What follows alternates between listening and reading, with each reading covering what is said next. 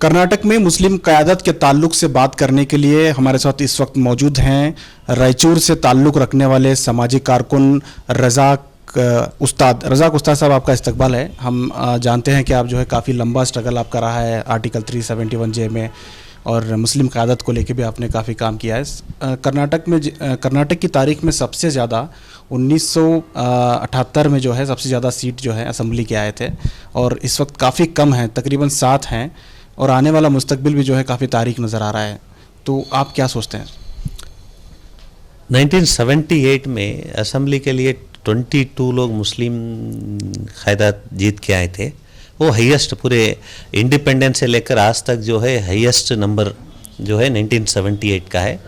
उसके बाद भी वो थोड़ा कम होते आए, तो 2011 में जो था नंबर आके 11 लोगों को आया 2013 के असेंबली में। उससे पहले 17 थे, 15 थे, ज़्यादा कम हो रहे थे। लेकिन इस बार 2018 के इलेक्शन में सिर्फ 7 लोग जीते हुए हैं, और कांग्रेस पार्टी 17 लोगों को टिकट दिए थे, असेंबली के टिकट दिए थे, उसमें 7 लोग जीते हैं। जनता दल वाले कितने लोगों को दिए थे पता नहीं, लेकिन वहाँ पे कोई नहीं जीते असेंबली के लिए। सिर्फ 7 असेंबली मेंबर्स हैं अभी कर्नाटक में। 2004 तक के लिए कर्नाटक में 3 लोकसभा मेंबर्स जीता करते थे, एक गुलबर्गा से, और एक हुबली धारवाड़ से, और एक बेंगलुरु से, सेंट्रल से। 3 लोकसभा मेंबर थे। 2004 के बाद आज तक कोई लोकसभा मेंबर कर्नाटक से मुस्लिम कम्युनिटी के तरफ से जीत के नहीं आए, या जीतने नहीं दिए। ऐसा कुछ लॉबी भी है। क्या वजह हो सकती है? डिलिमिटेशन क्या इसकी एक सबसे बड़ी वजह है? नहीं, वो एक ही नहीं है, डिलिमिटेशन भी है। डिलिमिटेशन में लॉबी हो चुकी है बहुत सारे, क्योंकि जहाँ पे मुस्लिम मेंबर्स जीत के आते थे वो कॉन्स्टिट्यूंसी को रिजर्व किया गया है या बदलाव किया गया है। उसके वजह से बहुत सारे हम कॉन्स्टिट्यूंसी को छोड़ना पड़ा। एग्जाम्पल गुलबर्गा है, गुलबर्गे में एक बार खमजुल इस्लाम MP बने थे वहाँ से, और 2 बार इकबाल अहमद सरडगी साहब MP जीत रहे थे कांग्रेस से, कंटिन्यू था और जीतते थे भी। वो हालत थी वहाँ की गुलबर्गे की। लेकिन 2008 में MP कॉन्स्टिट्यूंसी वो रिजर्व किया गया गुलबर्गे को, तो वहाँ पे छोड़ना पड़ा। और हुबली धारवाड़ में टिकट देना ही छोड़ दिए लोग कांग्रेस वाले, हावेरी को शिफ्ट करे। हावेरी में तो जीतने का माहौल नहीं था, नहीं जीते। या एक प्रॉब्लम है कि हम लोग पॉलिटिकली बार्गेनिंग करना भूल गए हैं। पॉलिटिकल बार्गेनिंग बहुत इम्पॉर्टेंट है, क्योंकि जब हम आपको वोट देते हैं तो आप हमें वोट देना, ये बार्गेनिंग है। ये बार्गेनिंग करना हमारी जो लीडर्स हैं भूल गए हैं। आपको ऐसा नहीं लगता कि मुसलमानों का कोई लीडर ही नहीं है, या फिर ऐसे लीडर हैं जो खुद ही ऐसा से कमतरी का शिकार हैं, या फिर कमज़ोर हैं, या फिर ये भी है कि मुसलमान खुद ही उन लीडरों के साथ नहीं हैं? नहीं, बहुत सारे कर्नाटक में जो असेंबली मेंबर्स हैं, एक्स असेंबली मेंबर्स हैं, they are all restricted to their local constituency. वो अपने कॉन्स्टिट्यूंसी के लीडर हैं, स्टेट के लीडर नहीं है, कौम के लीडर नहीं है। अपने कॉन्स्टिट्यूंसी के लिए ये लोग लीडर, अच्छे लीडर हैं, जीतते हैं, सब कुछ मानते हैं। हम किसी को ऐसा नहीं बता सकते कि जैसा सिद्धरामैया को उनके कम्युनिटी वाले लीडर मानते हैं, येडियुरप्पा को उनके कम्युनिटी वाले लीडर मानते हैं, कुमार स्वामी को उनके कम्युनिटी के लीडर मानते हैं। हम किसको मानना चाहिए? तभी मान सकते हैं कि जब ये लोग कौम के छोटे लीडर्स को लगा के लेके चलते हैं, तो जब आप भी लीडर बनते हैं। तो यह प्रॉब्लम यह है कि हमारे कोई लीडर ऐसा नहीं है कि पूरे स्टेट में अपने लोगों को लगा के लेके चलने की ये टाइम नहीं है या काबिलियत नहीं है, नहीं बोल सकते। उनके पास टाइम नहीं होगा या वो काबिलियत नहीं है उनके पास। इसके वजह से इस बात से भी अंदाज़ा लगाया जा सकता है कि अभी माइनॉरिटीज़ की जो स्कीम है, कई स्कीमें बंद हो गई हैं। बजट में इतनी ज़्यादा कटौती हो गई है कि स्कॉलरशिप्स नहीं जा पा रहे हैं। इस पर किसी की आवाज़ उठाते हुए कोई मुस्लिम लीडर नज़र नहीं आता, वो MLAs नज़र नहीं आता। वही बहुत परेशानी की बात है, क्योंकि 2018 तक अच्छा चल रहा था डिपार्टमेंट माइनॉरिटी, 2400 करोड़ तक फंड था। तो 2019 में फंड 50% रिड्यूस हो गया, 1400 करोड़ तक आ गया। अभी इस साल 1050 करोड़ को लाके रोक दिए। बहुत सारे स्कीम बंद कर दिए। हालांकि उसकी वजह है क्योंकि कोरोना की वजह से भी कटौती हुई और सैलाब की वजह से कटौती हुई, लेकिन इतनी ज़्यादा कटौती नहीं होनी चाहिए। नहीं, देखो कोरोना की वजह से ये बार 2021 में कटौती कर सकते। 1920 में 1400 करोड़ को ला के रोक दिए, तो 8,000 करोड़ वहीं पे कट कर दिए थे। तो उस टाइम पे तो कोई वजह नहीं थी। और कितने एमएलए ने आवाज़ उठाई इस पर? कोई एमएलए नहीं। देखो दो प्रॉब्लम है। एक, हम लोग नॉन मुस्लिम लीडर्स को भी वोट देते हैं, उनकी भी जिम्मेदारी है कि हमारे प्रॉब्लम को आवाज़ गवर्नमेंट तक सुनाए, हमारे प्रॉब्लम्स को गवर्नमेंट तक लेके जाए। ये नॉन मुस्लिम जो सेकुलर लीडर्स हैं जिनको हम वोट देते हैं, वो लोगों की भी जिम्मेदारी है, लेकिन ये लोग उठाते नहीं, आवाज़ नहीं उठाते। वो एक बात है। दूसरी बात है, हमारे कौम के लीडर तो एटलीस्ट इसके बारे में इतनी प्रॉब्लम हो गई है कि स्कॉलरशिप नहीं है, फ़ी कंसेशन नहीं है।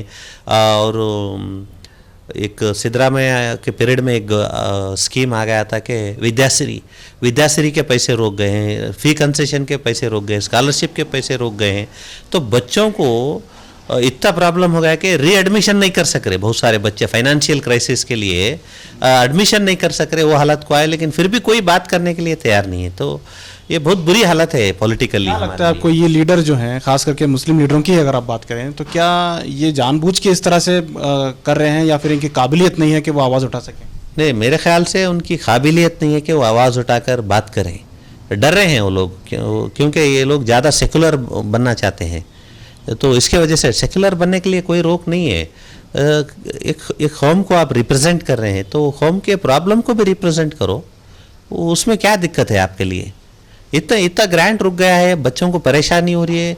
बहुत सारे स्कीमों में एक स्पेशल स्कीम था कॉलोनी डेवलपमेंट, वो पूरा ग्रांट कट कर दिए हैं। चीफ मिनिस्टर्स 12 पॉइंट प्रोग्राम एक स्कीम था, उसको रोक दिए। 9 point programme Urdu school development के लिए एक स्कीम था, उसको रोक दिए। विदाई तो रोक दिए, पहले से रोकना चाह रहे थे बीजेपी वाले, रोक दिए, उसको भी खत्म हो गया। तो क्या बचा है आप डिपार्टमेंट में? अभी पूरे स्कीम रोक चुके हैं। तो क्या देना चाह रहे हैं कम्युनिटी के लिए? मैं पूछना चाहता हूं उनको। ये ऐसा भी मुमकिन है कि जो कौम की भी गलती है, मुसलमान खुद ही लीडर नहीं मानते हैं मुस्लिम लीडरों को? नहीं, ऐसी कोई बात नहीं है, मानते हैं। अगर नहीं मानते तो ये लोग इलेक्ट होके नहीं आते थे। मानते हैं, वैसे कोई बात नहीं है, क्योंकि नादान है। देखो, कौम नादान है, किसी को भी भरोसा कर लेते हैं जल्दी, लेकिन भरोसे को हर बार तोड़ते जा रहे हैं। ये अच्छी बात नहीं है, क्योंकि हर बार आप भरोसा तोड़ते गए तो लास्ट क्या हो जाता, कौम रिजिड हो जाती, न्यूट्रल हो जाते। तो जब ये नुकसान ये जो रिप्रेजेंट कर रहे हैं, ये पार्टी को भी होती है, सेकुलर पार्टीज़ को भी नुकसान है, और इसके साथ साथ सेकुलर लीडर्स को भी नुकसान है, और मुस्लिम लीडर्स को भी नुकसान है। क्योंकि क्या हो रहा अभी, यही वजह है कि मुस्लिम कंसंट्रेटेड एरिया में वोटिंग परसेंटेज कम हो रहा, क्योंकि लोग ये लेवल को आ गए हैं कि नहीं भाई, कुछ होने वाला नहीं है, क्या करना वोट डाल के, ये लेवल को आ गए हैं। इसलिए अभी देखो 35, 40, 45%, 50% क्रॉस नहीं हो रहे मुस्लिम डोमिनेटेड। एक वजह ये भी है कि मौलाना आज़ाद ने भी कहा था कि मुसलमानों में जो है लीडरशिप को मानने का सिफत नहीं है, वो मानते ही नहीं है कम्युनिटी के ये हमारा एक लीडर है। नहीं, आप मौलाना आज़ाद लीडरों को मजबूत नहीं करेंगे तो वो कैसे अपने आप को जो है प्रेजेंट कर सकते हैं? ये भी एक बात है। नहीं, मौलाना आज़ाद का ज़माना कैसा था हमें पता नहीं, लेकिन आज के ज़माने से आप बात करेंगे तो आप लोगों को बात करेंगे, लोगों के प्रॉब्लम को सुनेंगे, लोगों के साथ रहेंगे, तो लोग आपको भरोसा करेंगे ना। आप कब उनके पास गए, कब उनकी प्रॉब्लम सुने, कब उनके इश्यूज़ को गवर्नमेंट तक लेके गए? You never responded for the people. Constituency तक महत्व, अपने कॉन्स्टिट्यूंसी के लिए ही आप काम कर रहे हैं। आप क्या कर रहे हैं? आपके कॉन्स्टिट्यूंसी के लोग, वो कॉन्स्टिट्यूंसी के प्रॉब्लम भी, आप कौम के प्रॉब्लम, वहाँ भी कौम के लोग हैं। आप जहाँ रिप्रेजेंट कर रहे हैं वहाँ भी कौम के लोग हैं, उसको भी आप रिप्रेजेंट नहीं कर रहे, तो ये गलत बात है। आप अच्छा, आप डीलिमिटेशन में भी जो है आपका काफ़ी असर रहा। 2008 में जब डीलिमिटेशन हुआ था, वो डीलिमिटेशन जो है उससे कितना नुकसान हुआ है? जैसे पुलकेशी नगर कॉन्स्टिट्यूंसी है, वहाँ बड़ी तादाद में मुसलमान हैं, वहाँ मुसलमान नहीं खड़ा हो सकता। हुबली धारवाड़ ईस्ट है, इसी तरह से जो है बहुत सारे ऐसे कॉन्स्टिट्यूंसी हैं जो मुसलमानों की जो गढ़ था, जहाँ से आराम से मुसलमान जीत सकता था, वहाँ पे जो है अब एससी रिजर्व हैं, एसटी रिजर्व हैं। तो इसके ताल्लुक से आपकी क्या है? नहीं, ऐसा जानबूझ के ऐसा किए हैं, ऐसा कोई रिस्ट्रिक्टेड रूल्स नहीं था कि वो कॉन्स्टिट्यूंसी को रिजर्व किया जाए। एडजेसेंट कॉन्स्टिट्यूंसी को भी रिजर्व किया जा सकता था। जानबूझकर रिजर्व करके कंटेस्ट नहीं करने की हालत में लाके रोके हैं उसको। और कुछ जगह ऐसे भी करे हैं कि मुस्लिम कंसंट्रेटेड ब्लॉक्स को रिजर्व कॉन्स्टिट्यूंसी में ऐड किए, हालांकि वैसा नहीं आ सकता था या बचा भी सकते थे उसको। कि फॉर एग्जांपल ये मैं बता रहा था, बल्लारी कोल बाज़ार है, कोल बाज़ार एरिया और बल्लारी रूरल असेंबली कॉन्स्टिट्यूंसी में आता। Rural assembly constituency ST reserve है, वहाँ से 30-40 हज़ार 50 हज़ार पॉपुलेशन वोटर्स है मुस्लिम के। वैसा ब्लॉक को आप रिजर्व कॉन्स्टिट्यूंसी में ऐड करके बल्लारी में मुस्लिम कैंडिडेट नहीं जीतने की हालत में ला के रखे हुए हैं। इसमें लॉबी है, पॉलिटिकल लॉबी है, पॉलिटिकल इंटेलिजेंस यूज़ किए गए हैं। कूडलगी असेंबली कॉन्स्टिट्यूंसी है, कूडलगी में मुस्लिम एमएलए जीत के आते थे, वहाँ पे आप रिजर्व करें। हुबली धारवाड़ में ऐसा हो गया है, पुलकेशी नगर ऐसे हो गया, बहुत सारे जगह ऐसे भी हुए। थोड़े जगह ऐसे ब्लॉक को ट्रांसफ़र किए गए हैं, इसके वजह से आज रिप्रेजेंटेशन भी कम हुआ है। वो भी एक रीज़न है कि सर, कुलदीप सिंह कुछ उसके जो जिम्मेदार थे उस वक्त, उनके साथ में यहाँ कर्नाटक से कौन मेंबर थे और उस वक्त के हालात क्या थे? क्या उस वक्त आवाज़ नहीं उठाई गई थी? नहीं, 2007 में कुलदीप सिंह, जस्टिस कुलदीप सिंह जो चेयरमैन थे डिलिमिटेशन कमीशन के, उन्होंने कर्नाटक का दौरा किया। गुलबर्गे में एक मीटिंग कर रहे थे, बेंगलुरु में, हर डिविजनल हेडक्वार्टर में मीटिंग करके पब्लिक ओपिनियन भी लिए थे। कर्नाटक से 2 जने मेंबर थे उसके, एक हमारे मल्लिकार्जुन खड़गे थे और एक देवेगौड़ा, दोनों मेंबर थे डिलिमिटेशन कमीशन के। उस टाइम पे इसके खिलाफ भी आवाज़ उठाया गया था कि ऐसे मुस्लिम कंसंट्रेटेड एरिया को रिजर्व ना किया जाए। इसके लिए डिमांड भी था और बहुत सारे कोशिश किए, लेकिन कोई सुना नहीं उस वक्त, या नहीं सुनने की आदत डाल दिए गए थे उनको कि जो भी आपको समझता या जो भी आपको लॉबी हुआ उसके हिसाब से करने के लिए उनको प्रेशराइज भी हुआ होगा, पता नहीं क्या है।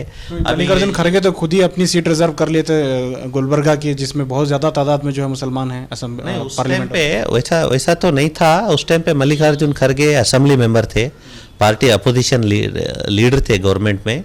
वो लोग उन्होंने एमपी जाते या पता नहीं था, क्योंकि 40 साल से उन्होंने एमएलए ही थे, एमपी जाने का ये नहीं था। तो रिजर्व करे या कर लिए वो उनकी ये है। लेकिन मैं क्या कहना चाहता हूँ कि हमारे कम्युनिटी के जो लीडर थे, ये लोग क्या कर रहे थे, उस वक्त के बड़े बड़े लीडर्स थे, जाफ़र साहब थे, रहमान खान साहब थे, जाफ़र शरीफ साहब थे, ये लोग इसको कर सकते थे। ये लोग खामोश थे, क्यों खामोश थे पता नहीं, वही लोग जवाब देना चाहिए। रहमान खान साहब भी उस वक्त थे, राज्यसभा डिप्टी चेयरमैन थे रहमान खान साहब, और जाफ़र शरीफ साहब भी उस टाइम पे एमपी थे। ये लोग सोचना चाहिए था कि आगे ऐसा प्रॉब्लम होने वाली है। और ये डिलिमिटेशन ऐसा है कि 2026 के बाद सेंसस रिपोर्ट के तहत 31 का सेंसस आता, 31 के सेंसस के रिपोर्ट आता 2035 में। 2035 का रिपोर्ट लेके अगर नेक्स्ट डिलिमिटेशन होना है तो 2038 के बाद होता, जब तक बहुत पानी बहता चले जाएंगे। तो अभी क्या रास्ता है उसका? क्या इंतजार करने के अलावा कोई रास्ता है डिलिमिटेशन को चेंज करने के लिए? नहीं, डिलिमिटेशन को तो चेंज नहीं कर सकते, कोई भी चेंज नहीं कर सकते। It cannot be question in court also. वो ख़त्म हो गई सब बात है। 2038 तक आप वेट करना, आप जब तक इंतज़ार करो 2030 तक, उसके बाद क्या होता पता नहीं। लेकिन उसके बीच में हमारे कम्युनिटी में पॉलिटिकल अवेयरनेस आना। ऐसा लग रहा है कि रिजर्वेशन के बाद में बड़ी तादाद में बहुत इलाके की नुमाइंदगी ख़त्म हो चुकी है। हुबली धारवाड़ से मुस्लिम लीडरशिप मुकम्मल ख़त्म हो चुकी है। वहाँ पे कुछ ज़्यादा ऐसे लीडर बचे भी नहीं हैं कि जो असेंबली का मुकाबला कर सकें, बहुत कमज़ोरी आ गई है। तो ऐसे बहुत सारे इलाके हैं, तो इस जगह पे क्या हम कर सकते हैं? नहीं, वो देखो, एक जगह ख़त्म हुआ तो और एक जगह रास्ता खुलता, ऐसी कोई बात नहीं है। हम पॉलिटिकली उसको अवेयरनेस नहीं है हमारे लोगों में।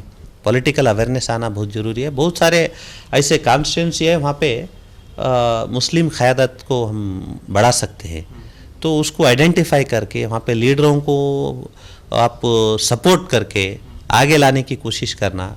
तो मिनिमम एक 10% लोग भी अगर हम असेंबली को नहीं गए तो हमारा रिप्रेजेंटेशन नहीं रहेगा वहाँ। ये सात लोग जो है 225 कॉन्स्टिट्यूंसी में सिर्फ 7 असेंबली मेंबर्स हैं, तो ये कोई रिप्रेजेंटेशन नहीं है। कम्युनिटी जब रिप्रेजेंट कर रही है तो एटलीस्ट एक 10% लोग तो रहना चाहिए, 22-23 मेंबर्स रहना चाहिए। इसके लिए जो पॉलिटिकली एमएलए हैं, एक्स एमएलए है कम्युनिटी में, एक्स एमएलसी, एक्स एमपी है, ये सब लोग बैठ के एक बार बात करना चाहिए कि क्या कर सकते हैं इसके लिए। सेकंड लाइन लीडरशिप गलती नहीं, सेकंड लाइन लीडरशिप हो, थर्ड लाइन लीडरशिप हो, किसको आगे ला सकते हैं, कहाँ पे ला सकते हैं, इसके लिए एक पॉलिटिकल एक्शन प्लान बनाए तो डेफिनेटली 2023 के लिए कुछ बदलाव कर सकते हैं। ये लोग सब एक जगह मिल के बात करना चाहिए। उसके लिए कोई तो आगे आके इनको एक जगह एक प्लेटफॉर्म पे लाने की कोशिश करना चाहिए कि सब लोग मिलके एक पॉलिटिकल एक्शन प्लान बनाएं, तभी तो कुछ बदलाव हो सकता। बहुत बहुत शुक्रिया। तो ये थे रज़ाक साहब, जिन्होंने काफ़ी मालूमात दी हमें, और ये आज की तारीख़ में बहुत ज़रूरी है कि मुसलमानों को ख़ुद अवेयरनेस होना चाहिए इस मामले में। और जो नुमाइंदगी है, जो एमएलएज़ हैं, भले ही वो आवाज़ नहीं उठा रहे हैं, लेकिन उन्हें आवाज़ उठाने के लिए मजबूर करना चाहिए, क्योंकि यही लीडर हैं जो हमें फ़ायदा पहुंचा सकते हैं। सिर्फ मुखालिफत करने से कोई फ़ायदा नहीं है, हमें आगे बढ़ने के लिए मज़ीद second line, third line leadership को भी आगे बढ़ाना चाहिए। भले ही डिलिमिटेशन में हमें नुकसान हुआ हो, लेकिन आने वाले दिनों में अगर सही हिकमत अमली हो तो आने वाले दिनों में एक अच्छी नुमाइंदगी जो है असम्बली में जा सकती है। कैमरा पर्सन समीर के साथ शाहिद काजी, बेंगलुरु।